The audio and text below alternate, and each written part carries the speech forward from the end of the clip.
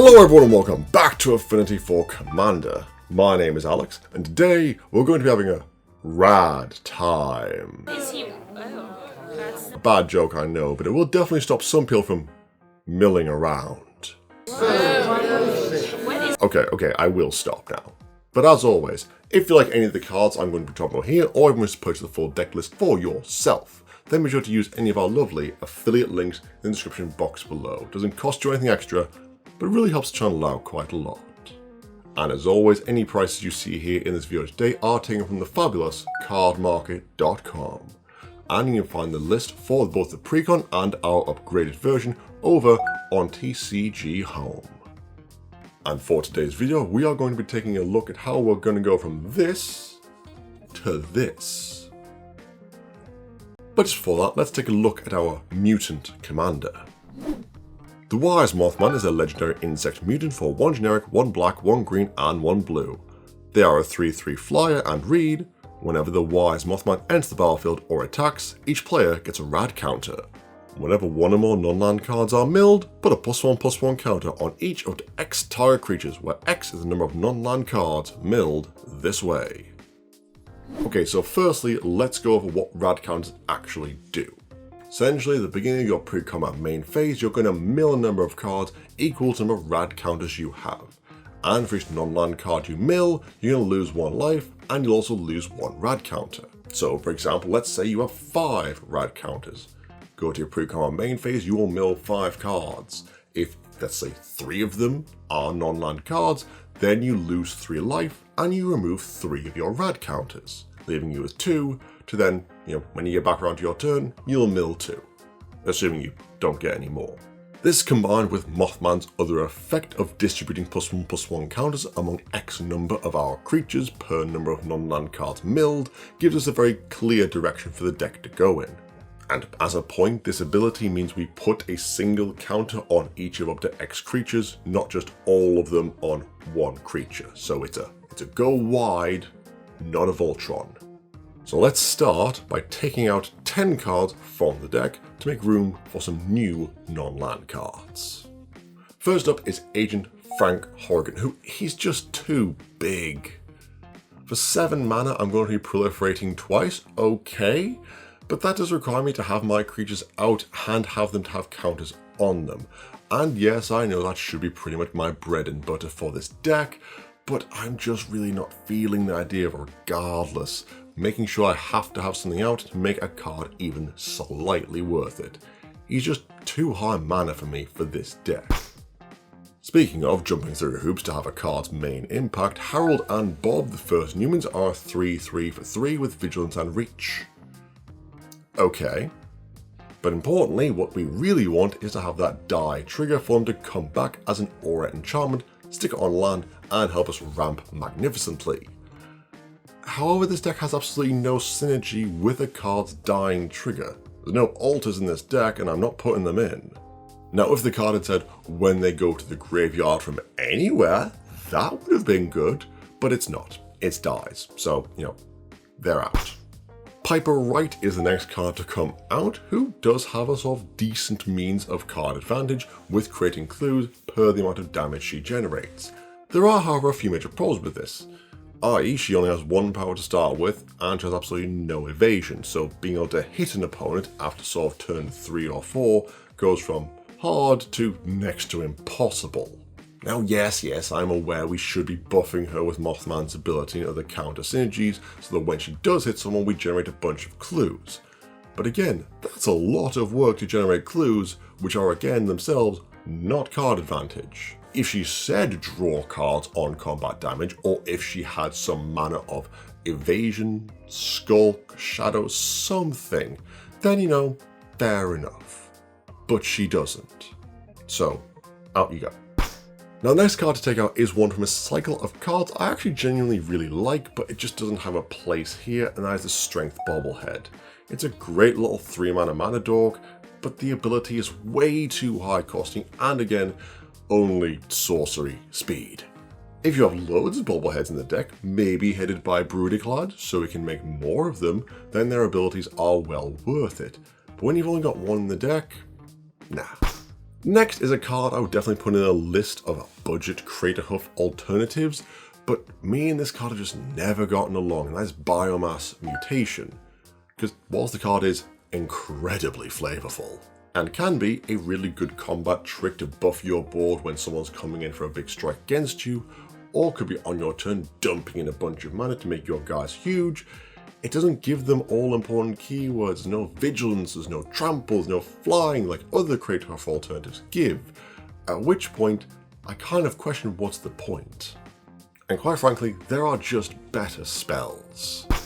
Now, the next three I'm putting together because of speed, efficiency, and I hate them. Temple of Deceit, Malady, and Mystery. No. Tap lands. Just imagine it, this is your 4th mana source that you've just drawn. You play it, and you can't play your commander on that turn. You have to wait again for it. And we need those rad counters to start going up. I want to hear that little ticking already going on that turn. They just don't give anywhere near enough advantage to justify them coming in tapped. They don't tap for 3 colors, they don't give me a good effect on ETB, so they are again, gone. And finally from the list, we are losing 2 basic lands in 1 island and 1 swamp to give us a nice lovely amount of lands at 34 from, the 39 we started with, which are way too high. Those are some win grace numbers of lands right there. So now we've got our new 10 non-land slots to fill in with 10 new cards. And just a reminder, these are all the cards that we have taken out. So now, let's take a look at what cards we're going to be putting in. Kami of the Whispered Hope is just another version of Hardened Scales, which you will never hear me complaining about. And it also doubles as a fantastic mana dork later in the game when it is hopefully quite a bit bigger. The second card to put in is maybe an obvious one, but Simic Ascendancy is still a fantastic card with that ability to put counters on whenever you want, and also as a great little alternative win condition, which people will very much so have to start digging for some enchantment removal to get rid of it. And that means they're not paying attention to the rest of our board, the mill engine, the scary Mothman. And the third card to put in helps us answer a philosophical question of what is the point of having a massive board state if it doesn't have trample? Thankfully, Kodama of the West Tree answers that by giving them just that, as they are modified creatures. Plus, they also have a lovely additional line of text that does fetch lands from our library and keep up with our mana drops.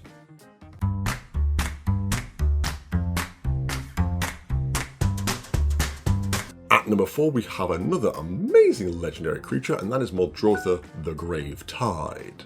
As you may have noticed, a lot of the rad cards all talk about giving each player a counter, not just our opponents. Therefore, we are also going to be milling.